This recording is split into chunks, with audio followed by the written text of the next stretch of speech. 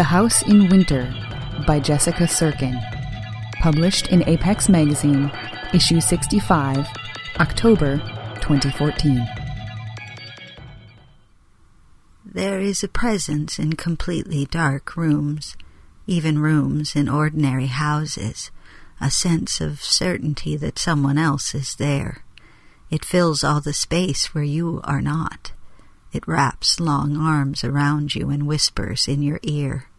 It lets you know without a doubt that this house in the dark is not yours. I know this house is not mine. This story is not mine. Winter has come, and 3 days ago all the mirrors in the house stopped reflecting my face. The snow is falling. Frost draws illusory cracks on the windows and reflects the glow of candles. I can feel the house's hunger growing in my belly, sharp as the corners of the sickle moon. Winter is the hungry season. Nothing grows in the village on the far side of the forest. All the animals have already been slaughtered. I know the village, though I do not remember why. I know the mothers with their large red hands and the embroidery around the edges of their aprons. I know the fathers with the dirt beneath their fingernails and teeth ground down to powder. I can see 2 of their children reflected in the mirrors outside the room where I sleep. They repeat endlessly, passed back and forth between facing mirrors, 2 small dark lines walking across a field of snow beneath a blinding white sky. Sometimes I imagine that they are 2 tally marks on a perfectly white sheet of paper, and I know I have been here too long. The children will be cold and scared. They will not have eaten in days. They will not know why their parents have taken them into the woods and left them alone. The dark presence wraps its arm around my shoulders and guides me down the long spiral of stairs. Every winter the house rearranges itself, but always the kitchen is right beside the main room. It will be warm and welcoming, with a fire for the children to warm their hands over, and thick stew simmering on the hearthstones. I flinch, and the dark presence wraps me tighter. It places my hand on the door at the base of the stairs. I open the door, and there are the children, hands frozen to the bone, skin hanging off of them where they should be plump. The presence knows I cannot leave them in the cold, so I take them into the kitchen and let them sit in front of the fire and watch the hearthstones drink greedily the ice crystals that melt out of the weave of their sweaters. I ladle stew into earthenware bowls, chunks of lamb, whole onions and carrots, and bones at the bottom. They eat crouched together without leaving the sheltering warmth of the fireplace. When they are finished, the girl stands and her brother follows, his hand pulling on the sleeve of her sweater. He is small and pale, blonde hair lifting from his scalp to float around his head as it dries. Glints of red catch in his hair from the firelight and reflect in his eyes. For a moment, I see him burning, his head wreathed in flames, his shy smile transforming into a scream. I shake my head, and the boy as he is now returns to me, hiding in the shadow of his tall, dark sister. She turns to him, pulling smooth, flat rocks from inside the pockets of her apron and hands them to him. The boy plays with the rocks in the corner of the fireplace, stacking them and laughing when they fall loudly on the hearthstones. His sister looks once back at him before walking up to me. I open my mouth to speak, to say, "Run while you still can. It's better to die outside in the snow than to stay in here where it's warm." But I feel the darkness coiling in my throat, and instead I hear my own voice say, "My name is Anna. What's yours?" "I'm Clara," says the girl. "My brother's name is Jack." She pauses, considering her words. "People don't just take children in and feed them stew. Not in the winter." She holds up her hand as if expecting protest. "I understand. You want something. That's okay. Whatever it is you want, ask me. I'll do it. Just let my brother be. He's small and not strong like me, but he's smart. And sometimes he sees things no one else does, so, you see, I have to protect him." "I understand. I had a brother once, too, a long time ago. As I say it, I realize it is true, though I remember nothing about him. I don't want you to do anything too hard. I'm all alone out here, and I'm not as young as I was, so I could use a bit of help around the house." "I can do that. I took care of everything after Mama died." I nod, wanting to put my hands around her and hold her, but fearing that the dark presence would put its arms around her too. "Anna," she says after a moment of silence. "Yes, dear." "Jack doesn't know why Dad and Stepma left us in the woods. I told him we just got lost. Please, don't say anything." "Jack is lucky to have a sister like you watching out for him." I smile, closing my lips over teeth growing gradually sharper. My hands shake, and I clench them together behind me, fingernails digging into skin, creating crescent moons of whitened skin all along the edge of my palm. "Clara, let's start doing the dishes," I say. "You wash and I'll dry." The wash basin is full, as it has always been since I came to the house, and the water is warm against Clara's skin, pulling some of the deep chill out of her bones. Her shoulders begin to relax, but her eyes remain hard and unreadable. I look back to see the boy, Jack, asleep, his head resting in his hands and stones scattered at his feet. I pick him up and carry him to bed, the dark presence guiding my feet to where the children will sleep this winter. There is a candle by the boy's bedside, spreading a small pool of golden light across the heaped covers, lumpy with down. The light catches in the eyes of the wood rabbit carved into the headboard, and for a moment it looks knowingly at me. As I tuck her brother in, the girl begins to yawn, but stands still at the door. "Come in," I say. "Don't you want to go to bed?" "You sure you don't have something else you want me to do?" Her eyes do not waver as she begins to unbutton her dress. She lets the dress fall and walks to me naked. Her nipples look violet in the half-darkness, and her skin seems to glisten as though touched with ice. She reaches up to touch my cheek. The laughter of the dark presence echoes in my head as I catch her hand and shake my head. I think of another girl on a bed of straw far away in another winter, her thighs bruised like climbing purple roses. She is crying, and her parents watch her, her mother with her large red hands, her father with the dirt beneath his fingernails. There is blood between the girl's legs, beginning to freeze in the cold. The man gives the girl's parents coin and leaves. He is whistling, and over the sound of the whistling the girl can hear her brother pounding at the barn door, wondering why everyone else is awake. The mother wraps the boy in her arms so that he sees nothing. The father wraps the girl in a rough blanket and helps her to her feet. I shake my head to clear my thoughts and feel out for the dark presence and its tricks, but it hides in the uneven corners of the room and watches. The girl is familiar, though I do not recognize her. I look back at Clara with something stronger than sympathy. "That's not what I want, Clara. I just want to keep you and your brother safe and out of the cold." I pull back the covers on her bed and let her climb in and huddle among them. "There is only one rule here," I say. "Only one thing I really need from you. Promise me you won't go down into the cellar under the house. It's full of old rusting things and isn't safe. I'm sure I don't need to tell you to keep your brother out of there, too."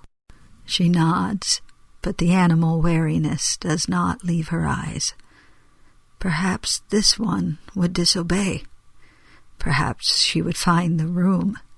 Perhaps she would take her brother and run before it is too late. If the house had not stolen the words to all my prayers, I would get down on my knees and pray God make it so. But even still, I can feel the hunger and the cold twisting in my belly, and my teeth growing long and sharp enough to cut the inside of my lips. The house is different every winter. Its rooms find new arrangements, its stairs new twists and turns, but always there is a thin door in the kitchen, almost hidden between the stove and the wash basin. Behind it there are always stairs leading down into the basement. Every winter when I walk this way, as I do now, the basement is different, but I do not need a candle to find my way. The house guides my feet softly across the cold stone floor until my hands find the door to the brick room. I open the door, but do not enter. The toes of my socks just reach across the divide between stone and brick to touch the barest edge of the room beyond the open door. The floor is warm, like a child sick with fever, and the mortar feels soft as flesh. I raise my eyes to the far wall of the room, and, though it is dark, the house forces me to see them. The children are bloodless shadows against the wall, glowing faintly where their skin merges with the brick. Some are almost whole, hands and feet still free, and they flutter against wall like moths. Others are nothing but eyes trapped in the mortar between two bricks. Their pain comes to me in the air of the room, an animal scent of wet fur and piss, and for a moment I hate them. I bare my teeth. They have grown long and sharp even behind my straining closed lips, but now I feel them, thin and prickly as needles, meeting above and below my lips like perfect white sutures. They cut my skin, but draw no blood. I do not hate the children that have come to me winter after winter. I do not hate them when the dark presence wraps its arms around me, and I take them by the hand and lead them down the stairs and into the basement. I do not hate them when I take them to this room and hold them against the wall, feeling the brick slide under their skin, pulling them into the house. But I feel hunger sharp as the teeth of the winter wind. My belly is empty, and soon it will be full. And I do hate. I hate myself for my weakness, for bringing the children here. I sing to my trapped, dying children. I sing them a lullaby that I do not remember learning. I tell them of a mother who so loved her son that she pulled the moon down from the sky for her baby boy to play with. I sing of love and feel the hooks of the house burn cold under my skin. My mouth is dry, and I walk up the stairs and close the door. I find my bed and lie, eyes open. I dream of wolves, fur white against white snow, almost invisible except for the jeweled red of their bloody mouths. I dream of bats, wheeling cold and sharp against the night sky, so black against the darkness that they cannot be seen except for when a flapping wing hides for a moment the stars. I dream of a field in winter, the snow half hiding broken granite teeth. There were names here in the stones, but time and winter's ice have washed them clean. I wake to sunlight glittering in the snow that covers the windows. It is morning, but my room is full of twilight. I close my eyes and let my mind slip out through the cracks of my skull. I see the boy, Jack, still wrapped in covers in his bed. He sucks his thumb, eyelashes casting long shadows across his face.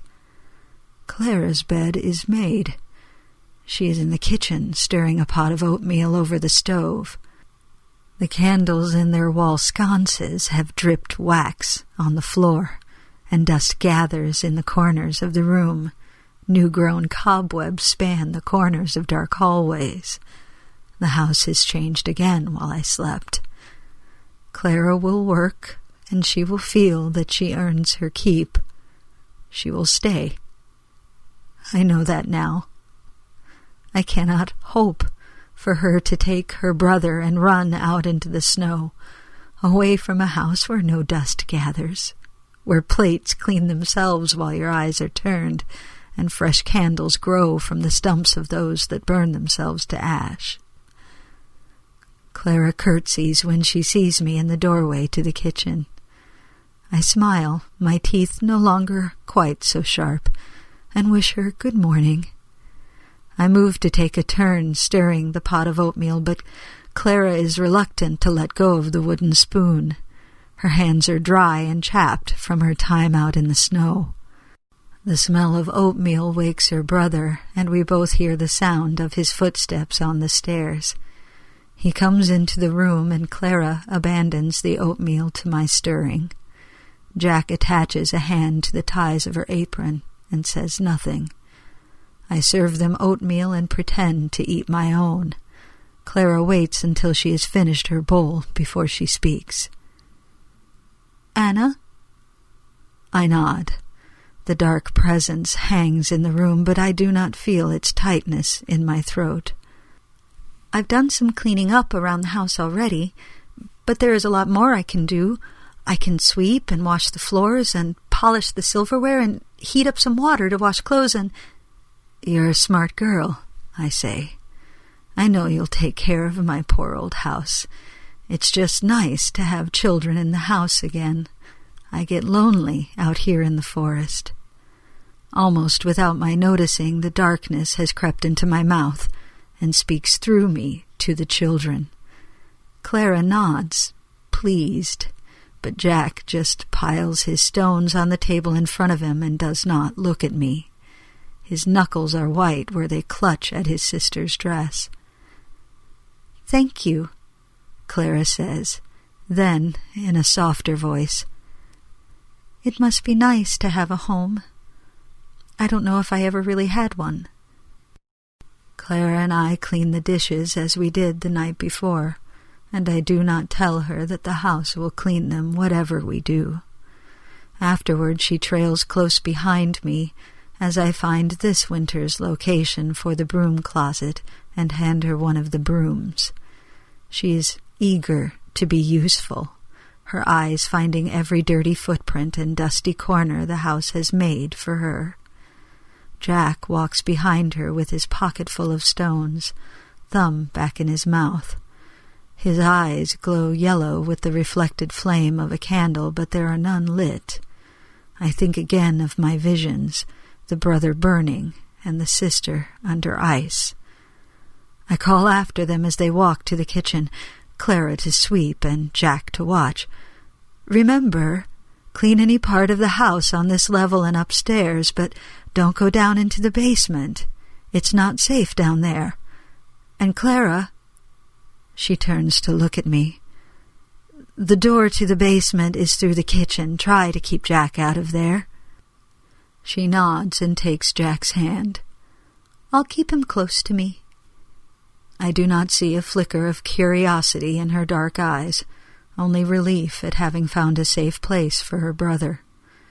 The dark presence laughs at me out of the door frames and the corners of rooms.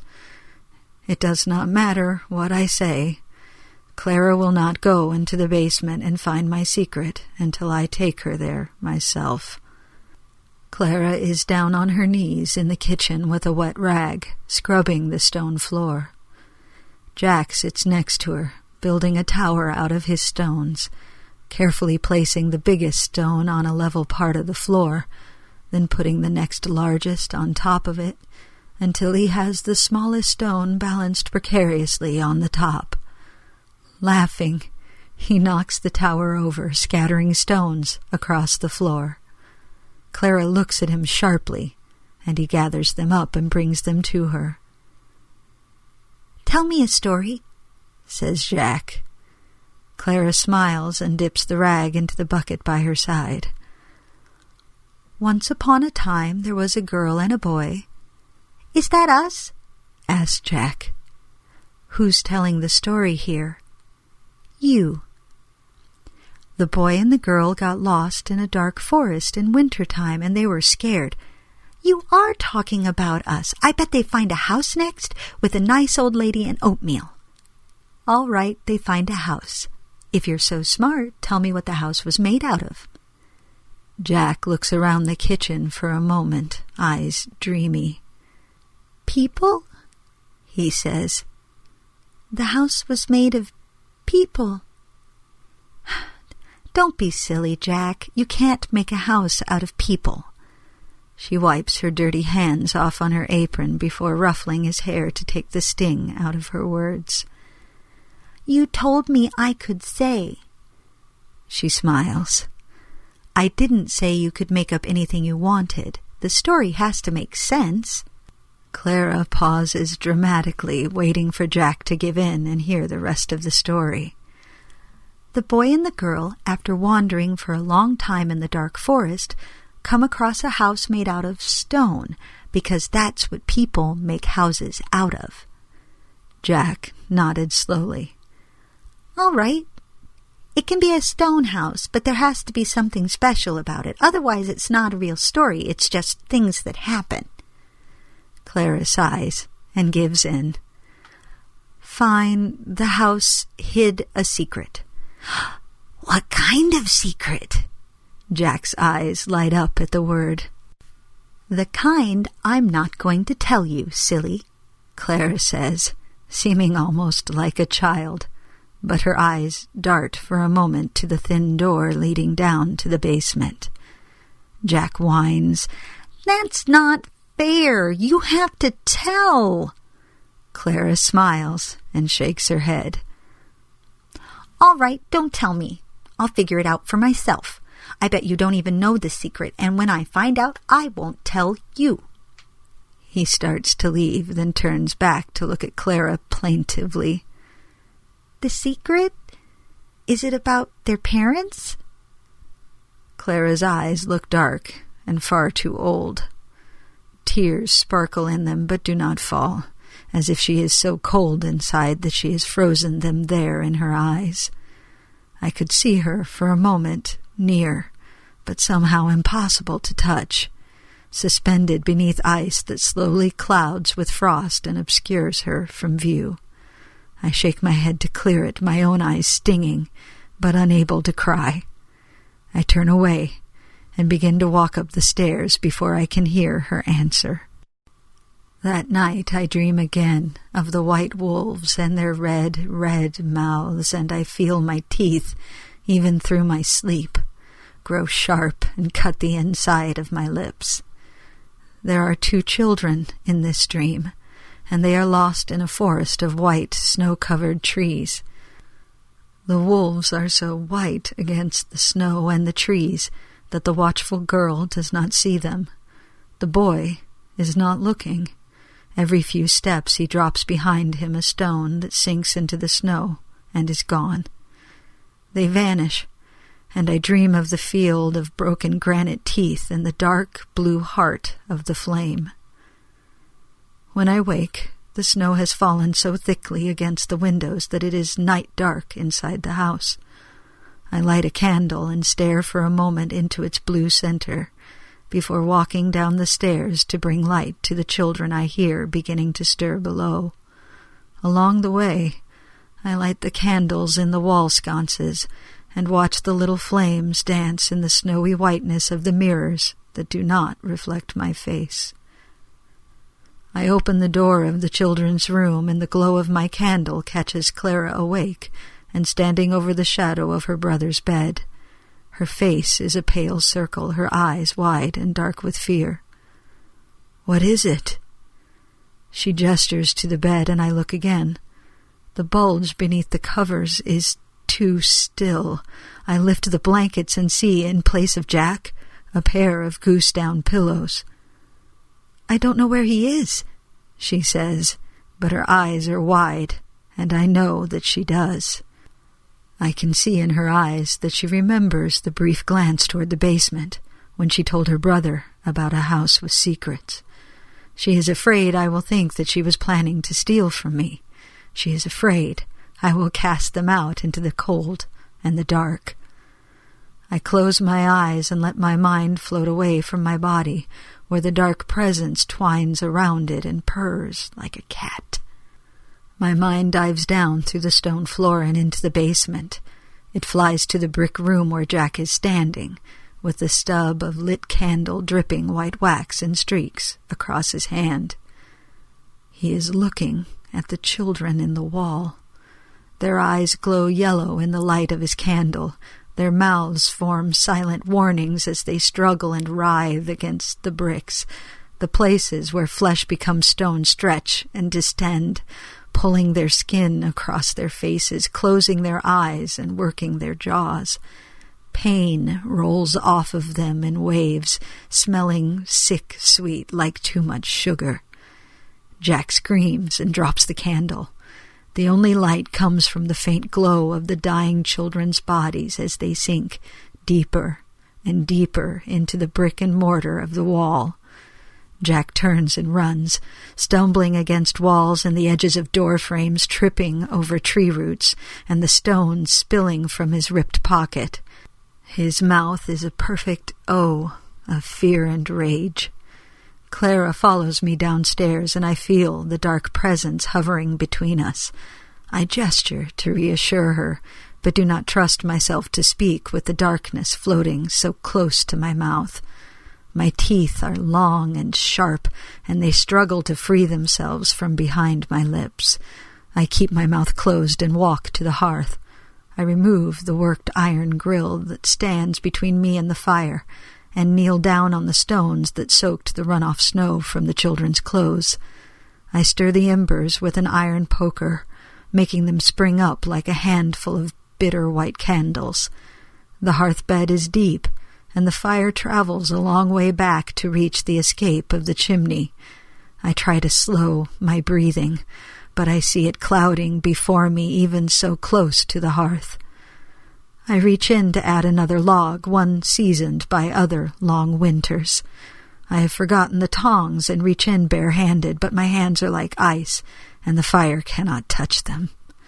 I lean in as far as I can go. The heat is not unbearable. My tears thaw inside of my eyes and begin to flow down my cheeks. I hear Jack ascending the stairs, his footfalls heavy. He pushes past Clara and comes straight for me. I lean further in. I search for the blue part of the flame. Only it will be hot enough to melt away the ice. The dark presence does not wrap its arms around me and drag me from the hearth. It does not coil in my throat and force me to explain, to make the children love and trust me again. I wait for the darkness, and I pray with whatever small part of me it has not conquered that it will be fooled. I hear the door burst open. Jack stands in the kitchen behind me. I can hear his heart pounding. I can feel the tickle of the flames against my frozen face.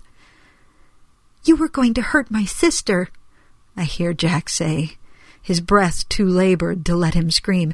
"You were going to hurt me." I hold my breath, waiting for what I pray must come next. Clara gasps, and I hear her footsteps coming closer. "Dad said I was the man of the house when he wasn't around, and I had to look out for my sister, even if she is bigger than me, so I can't let you hurt her." I feel his hands on my back, pushing. He is a small boy and still weak from hunger and cold, but still I fall into the fire. I tumble back into the fireplace, into the open gullet the house stretches out around me. I grope at the back wall for a silent moment, feeling the fireplace, twice its usual size, burrowed now deep into the house. The fire is yellow and bright, hiding its cold blue heart.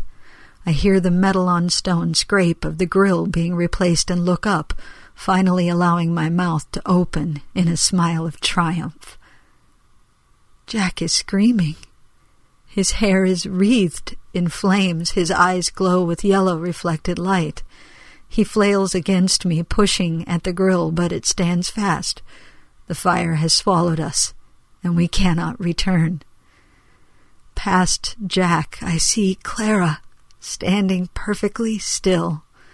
She does not move to move the grill and free her brother.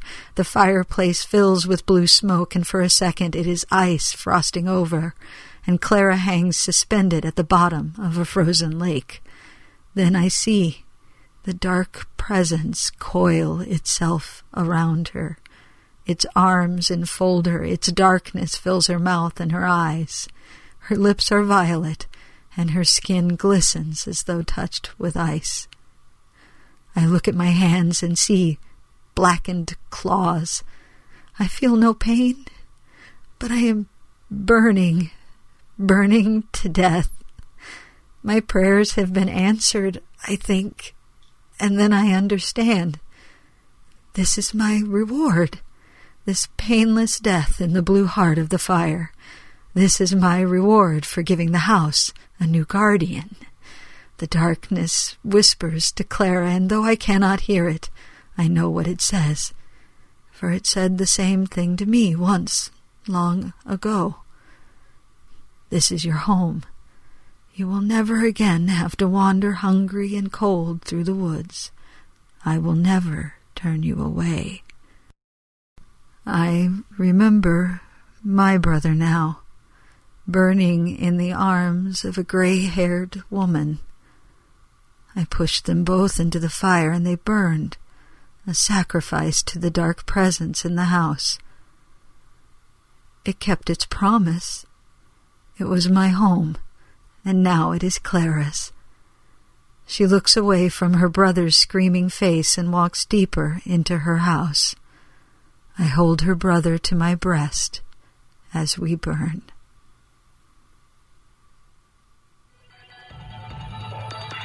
Jessica Sirkin wrote her first speculative fiction story after reading Ray Bradbury's The Veldt in 7th grade. Now, between her day job as a technology journalist and her nighttime fiction writing habit, she spends more time typing than she does pretty much anything else.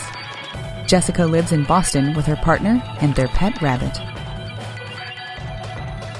This Apex Magazine podcast was performed by Windy Bowlsby and produced by Erika Ensign. Music used with kind permission of Alchemy. Apex Magazine podcast, copyright Apex Publications.